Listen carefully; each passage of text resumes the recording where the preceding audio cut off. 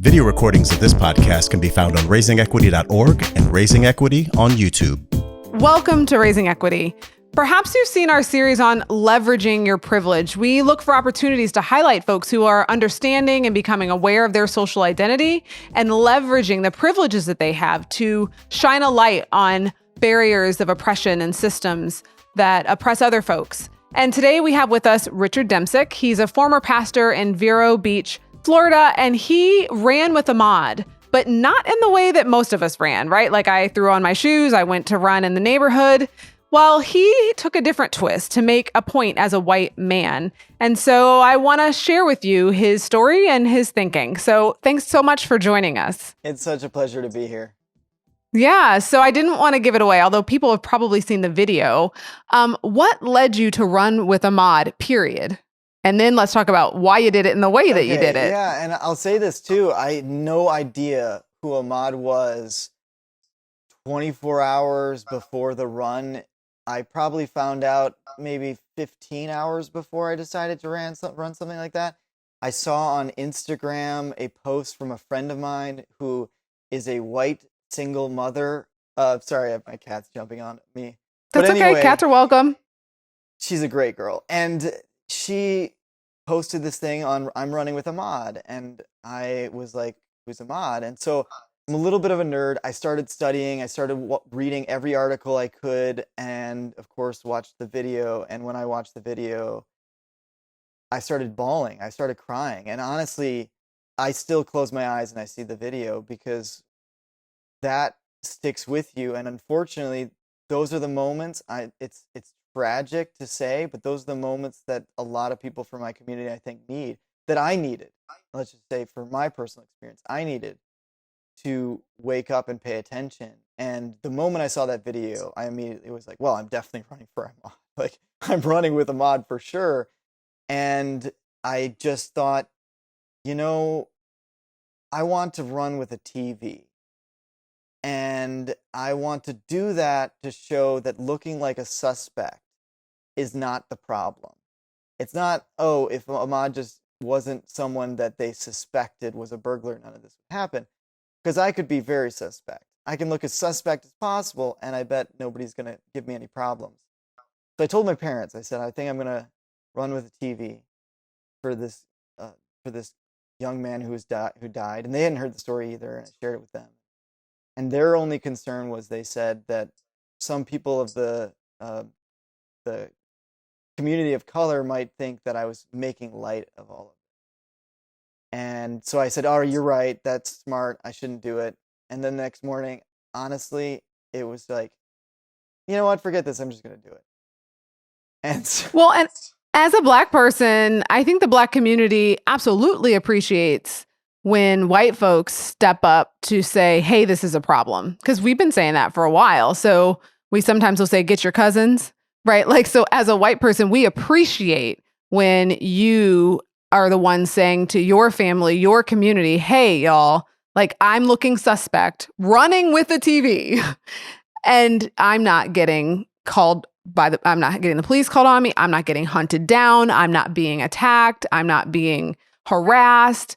So I can't, of course, speak for the whole Black community, but I know in the social justice movement world, this idea of having allies, and some people even said like accomplices, people who are willing to be in it with you, that's huge.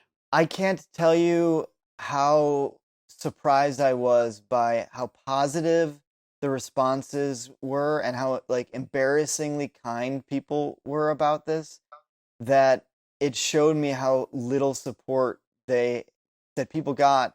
And I think not only from people of color, but to use a phrase that you said earlier, that the cis white man who used to be a pastor, so this Christian conservative guy is going like, I'm standing up for Ahmad. And I think that's part of it. I think the TV was, of course, the biggest part, but I think that the people in my specific demographic, unfortunately, our voices are shockingly silent from the conversation, or vocal on the other side of it.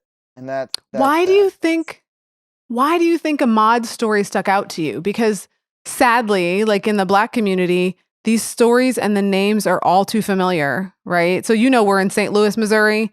So Michael Brown was in our Yeah. backyard. Von Derek Myers was literally blocks from our home and where our kids went to school. Like, so there are names that strike us in the heart, right?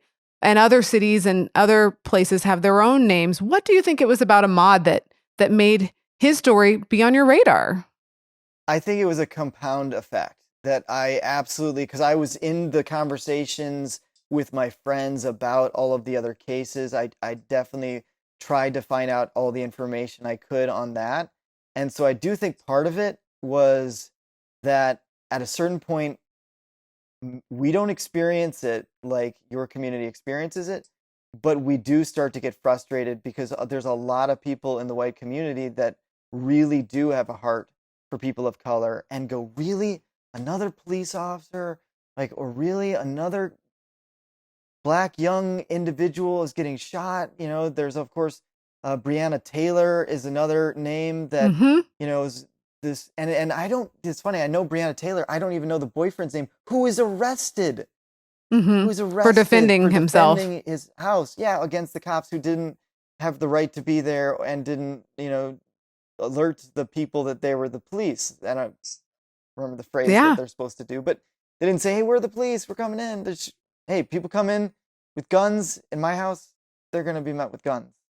Yeah. That's a reality. Yeah. Yeah. But So, what do you think the compound effect was? Just like hearing other people in your circle raise the awareness? a little bit. So part of it, though, I will say, is this simple. It's I was given an action that I knew how to do.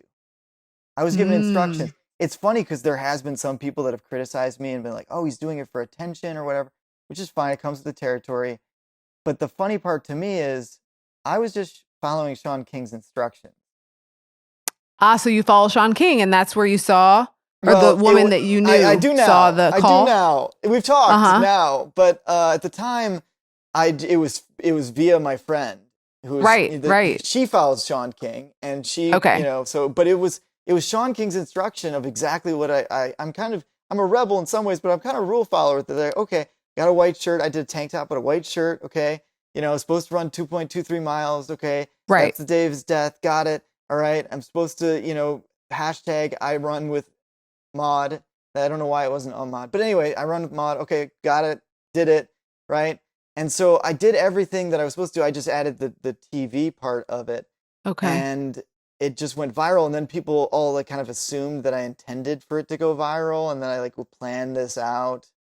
Or Interesting. that I was a very specific kind of person that was always like in this one political corner. And I just, I'm an independent. I don't affiliate with any political party. There's party where I line up with Republicans. There's part where I line up with Democrat.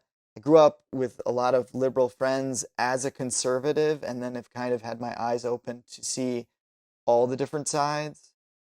So this I wasn't the guy who was like, I'm gonna be a social justice warrior. It was just like, dude, Mm-hmm. that guy died and that's not okay. It was as simple as that. And then they're like, oh, and you can do this about it. And so I did what most millennials did do. I did as little as possible. That's what I did. I did a small little action. You gave me a simple step. All right, thanks, John. I can do that, no problem. And then I posted it, and then it got this huge reaction. So let's talk about when you went to do it. Were you nervous at all? No, not a little bit. Honestly, I could have waved a gun in the air and I wouldn't have been stopped. And there's some things that I've seen in the comments. Maybe somebody would have called the police, but the police would have been like, hey, man, that's not cool to wave a gun around here. You got to put that gun away. Oh, sorry, Right. officer. All right, have a good day. Yeah, you too. We'll talk later. See you, buddy.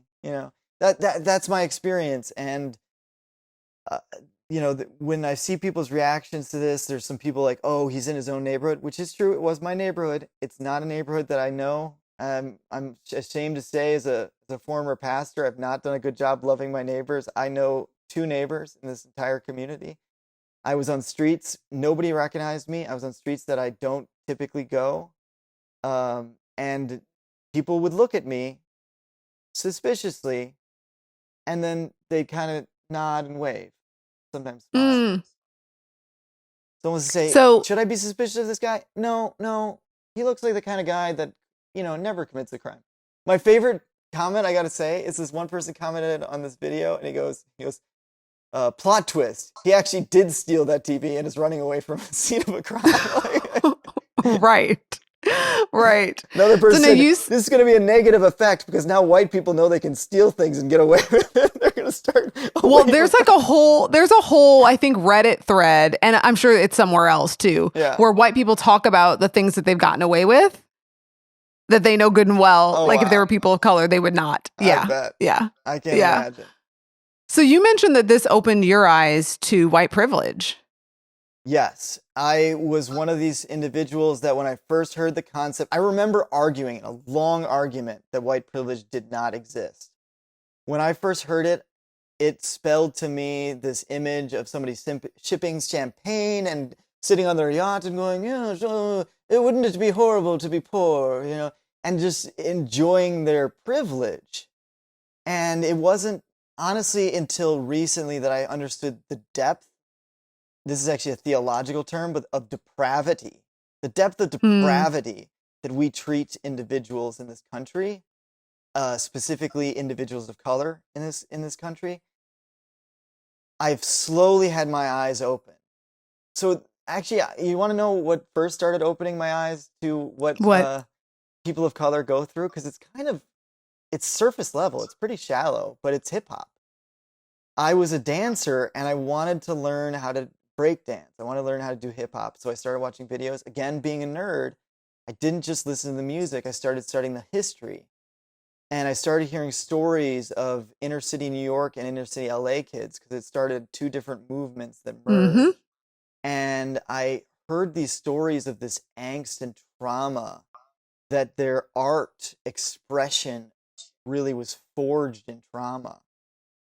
And so I started paying attention and I was like, this is not my world. This is weird. And then I would go to Detroit breakdancing competitions and they welcomed me. And I was, let me be very clear. I'm a very white, you can tell, you can see me, right? I'm a very white guy. I'm pale. I'm pretty much just paper. Like you can hold a piece of paper and it's hard to tell the difference. And when I went there as kind of like this, little bit nerdy white guy who was like, hey guys, can I dance with you? Is that okay? And they were like, yeah, man. Once they saw that I could dance, they were like welcoming me in with open arms. And then I got to know their lives, which were so different than mine. Mm-hmm. Mm-hmm. Yeah. And you've talked about the struggles of people of color, but Black folks in particular, like anti-Blackness is something that has been woven throughout the history of our country. And it's a history that I think we often try to sweep under the rug or just kind of tie up in a nice, neat bow. Like we might talk about slavery and then it's over. Yeah. And we might talk about Jim Crow and then it's over. And we might talk about separate but equal and then Brown v. Board, right? Like we talk about it as if we are over and we've overcome or we've gotten through these instances. And what you're talking about is just the lived experiences. And so when I teach about privilege, I tell people it's not like you've been skipping through a field of daisies with a silver spoon in your mouth. Yeah. That's not what privilege is. It's not like you're saying down with people who aren't like me. It's that things are just set up to facilitate whatever that identity is. Right. Yeah. So things are just set up for me as a cisgendered person, a person who presents as the identity, the gender that I identify with, like things are set up for me. Absolutely. I don't have to bump up against barriers. And that I think for white folks is sometimes hard to hear because they think, well, does that mean I didn't work for what I got? Well, that's not what I'm saying. I'm saying that you didn't have barriers that other people had and that it wasn't on accident. Yeah. That's how we set things up. So it sounds like the contact you had with people and getting to know people is what helped break that up for you. Well, and what people have said that I've now been hearing these new things and in these new circles where I'm hearing conversations that I hadn't before. And a lot of people are saying, white people, you see something, say something kind of thing. And I think that's great. I'm not belittling that, but I think you don't even have to necessarily go that far. If this is what I've been trying to encourage, if we can get the white community, this is what I'm trying to do, because I'm trying to correct my own community and saying, guys, Mm-hmm. just listen. Because if white people just start listening to people of color and what they're going through, and you're right, it's not an accident that people have the prejudice that they do. There's not only a history of in their individual lives, but our country's history, our country's life that we've been having this lead to this point. I do think we've progressed. Like, I do think Martin Luther King Jr.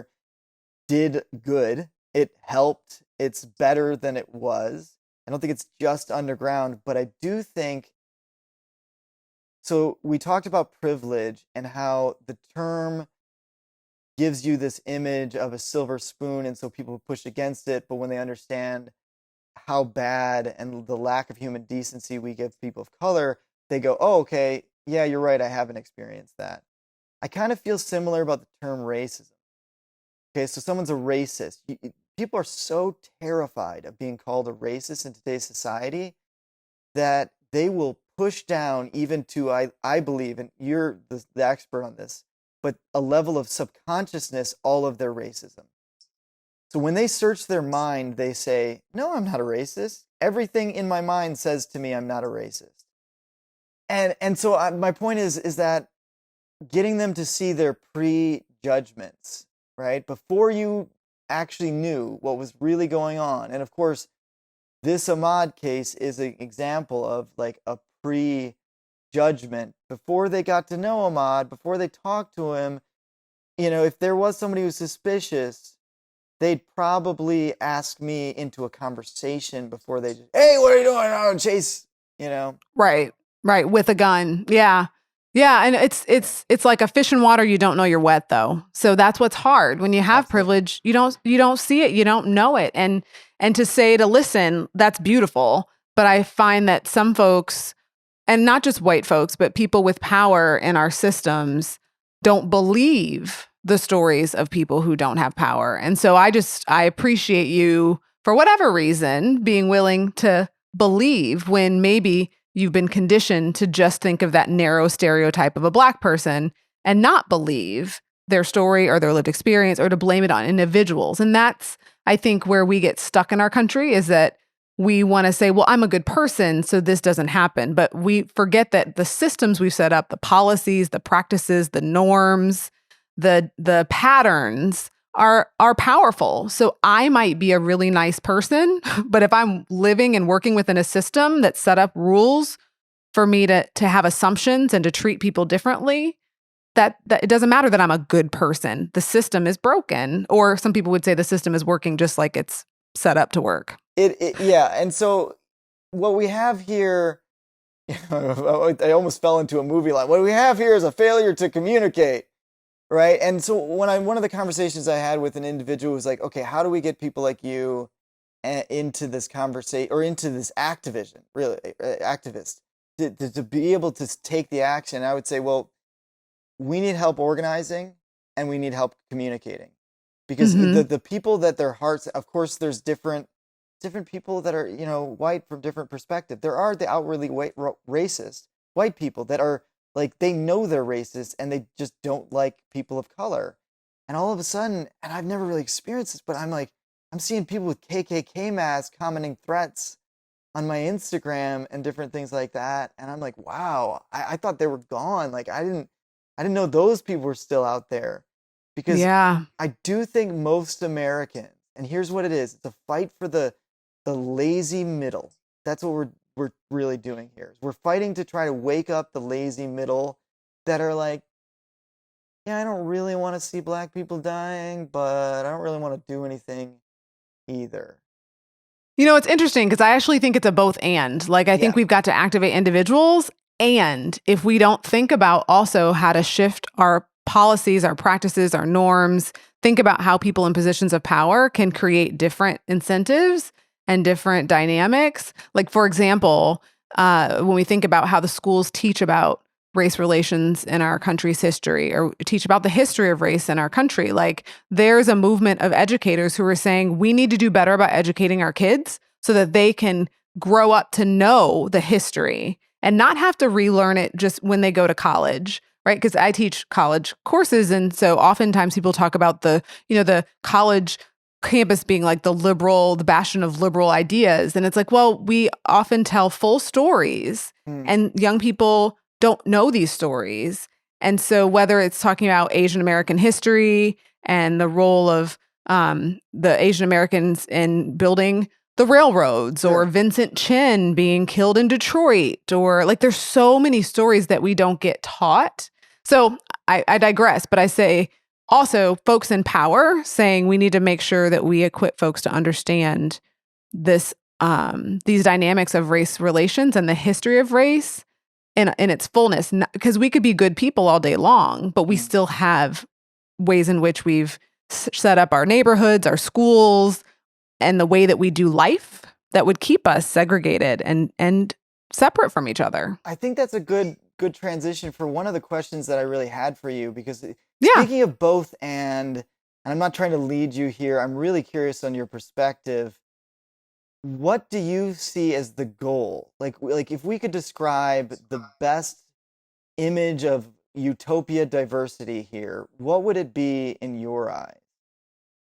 So for me, it definitely wouldn't be colorblindness. So I hear people say, well, wouldn't you just want me to be colorblind? Didn't King want us to be colorblind? No, he said that I want people to be judged by the content of their character, not the color of their skin. He didn't say don't see the color of their skin. That's a good right? point. Yeah. So he wanted us to be able to see the fullness of who we are, including our skin color, but not judge people on the basis of it. Absolutely. So from my perspective, it would be about seeing people in the fullness of who they are in terms of their social identities, all those variations and the beauty that brings, whether it's sexual orientation, gender identity, religion, race, ethnicity, nation of origin. Like, to me, diversity, and not just me, research also shows that brings more creativity and better problem solving. Like, I want that for our country. But it would also be about that would be a double negative. It would be about acknowledging power as well. So it's not just about representation or tokenism, but like really looking at how do we share power? And in this scenario, to rectify where we are, how do we center those who are most marginalized? Yeah. So go ahead. If you're asking like what I think we need to do to get to equity, which was where people's social identities would not predict their outcomes, like we shouldn't be able to predict who's going to graduate from college by race or class. We shouldn't be able to do that, but we can. I'm not here to solve the black man's problem. Like, are you kidding me? No, I'm hoping to learn a little bit more about people of color and their circumstances.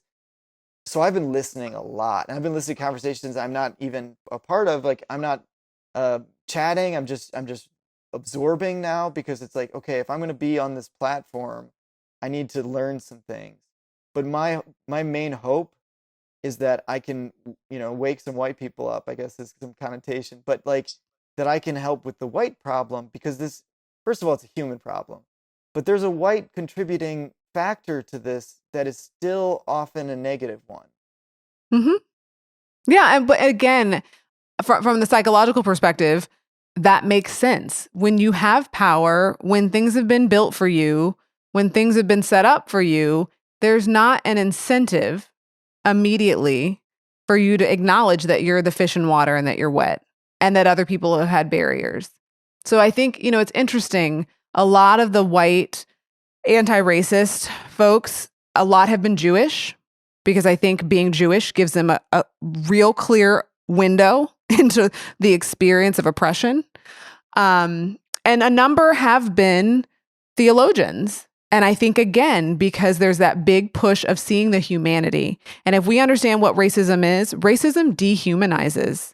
Racism literally shapes us to not see the humanity and the inherent dignity and worth in Black bodies in particular, and people of color broadly. And Dr. Banks, this has not been my focus point. I would say that, I've always been raised to love everybody, and I've had a lot of wonderful encounters, and I fought, individual fights, right? I've not systematic fights. My battle for the first part of my life has all been about trying to fix my culture, not specifically as a white person, but specifically as a Christian. Because what I've been exposed to is the ridiculous hypocrisy in the Christian culture where we say we follow Jesus. Well, what Jesus are we talking about? Because a lot of people get this image of Jesus that he's like this very, very bleached Jesus. I don't know why that Middle Eastern man has such bright skin and, looks the way that he does. And he's very legalistic, kind of rule-oriented, and he's got these really nice robes on, and I'm like, what Jesus? He was a homeless guy. He was a revolutionary that hung out with people that you would judge. That he flipped tables. And Are you familiar with the work of James Cone? No. So he is a black liberation theologist. Okay. Who you might be intrigued by because it's kind of like the intersection of you as a theologist and then this world that you're entering in terms of race. I have so much more to go, I'm sure, not only learning, but also like taking the knife in here and going like, okay, where are the judgments? Because I know I've got them and I feel them. And every once in a while I go, ooh, like I'll be listening to these conversations and I'll react to something, or for instance, even there will be a person of color that will say something really negative on one of my posts. And there's this, ooh, how good, and then I go, okay, wait a second, sit in that for a second and go, where could they, and again, this is the hard part because I know I can't understand their journey. I can't. All right. I can try, but I'll never fully understand it. So it's like, okay, how can I think through enough to be able to give that room, that grace to say, okay, I don't get everything that they're thinking and going through, and I'm reacting this way. Why am I reacting this way? And why might they be? And it might. Yeah, and it's hard back and forth work. And the reality is we all have biases. We all have prejudices. And so it's not that we're trying to aim to rid ourselves of them. We're trying to aim to be able to manage them and to reflect on them and decide if we want to act on them, because that judgment doesn't have to be acted on. And I'll say this too. I'll confess this moment.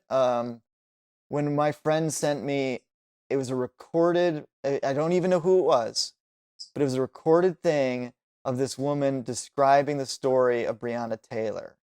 And I just watched the video of Ahmad, not days ago, and then I'm a very empathetic person, so like I feel the pain when I hear it in the voices of individuals. And there was this moment that I was like, I don't want to look at this. I don't want to listen to this.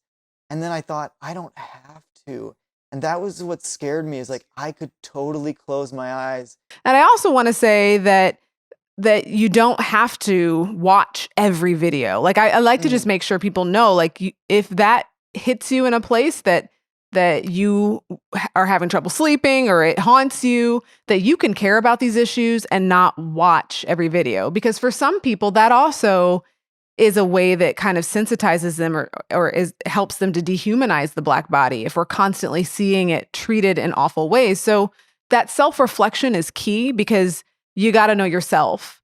But the fact that you're willing to step into the conversation and keep listening is key. I do think, though, there's a balance there, and I'm sure you know that, because, like, I don't know, I can't even remember what movie it is, but I remember there was somebody being killed in a movie, and there was a father, and he's like, no, I want you to watch, because you need to learn. And, yes, not like, this is going to be great, watch this execution, but, like, this is the horror. And, I mean, thinking back to Vietnam, like, Vietnam was the awakening moment for most Americans to say, oh, actually, war isn't good. Because I'm watching this on a screen, and this is horrible. This is nothing like the propaganda videos we saw in World War II, where everything looked like really chummy and great. Like, whoa, we're just going to fight. Like, this is great. Exactly. And yet we didn't need to see every massacre in every village to know that massacring was wrong, right? Sure. Like, so you're right. It's a balance, and it's knowing yourself. I really appreciate you for taking the time to talk to me. And I more appreciate your willingness to jump into a conversation, to run, and to listen to instructions and to be a white guy that's willing to engage race and racism. Hopefully, this has inspired you to think about how you can leverage your privilege. Follow us wherever you find your podcasts or on Twitter, Facebook, YouTube, or Instagram at Dr. Kira Banks. Thanks for joining us on Raising Equity.